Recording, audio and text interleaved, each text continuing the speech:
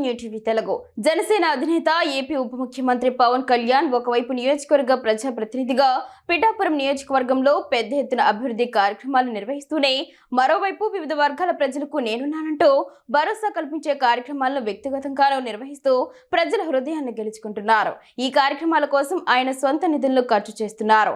తాను ప్రాతినిధ్యం వహిస్తున్న పిఠాపురం నియోజకవర్గంలో 1500 మంది వితంతు మహిళలకు రాఖీ పండుగ సందర్భంగా చీరను కానుకగా పంపించారు.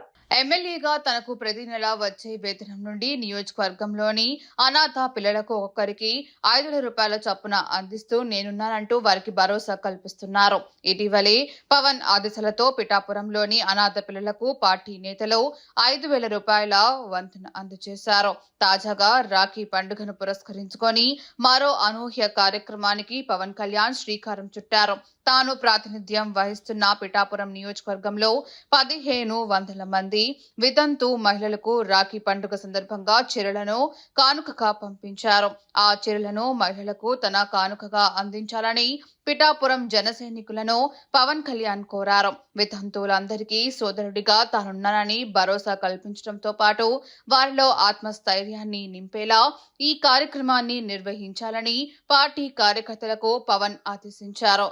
అధినేత ఆదేశాలతో జనసేన పార్టీ కేంద్ర కార్యాలయం నుండి రక్షాబంధన్ కానుకగా పంపిన చీరలను పార్టీ నేతలు, క్రియాశీల సభ్యులు ఇంటింటికి వెళ్లి అందజేశారు.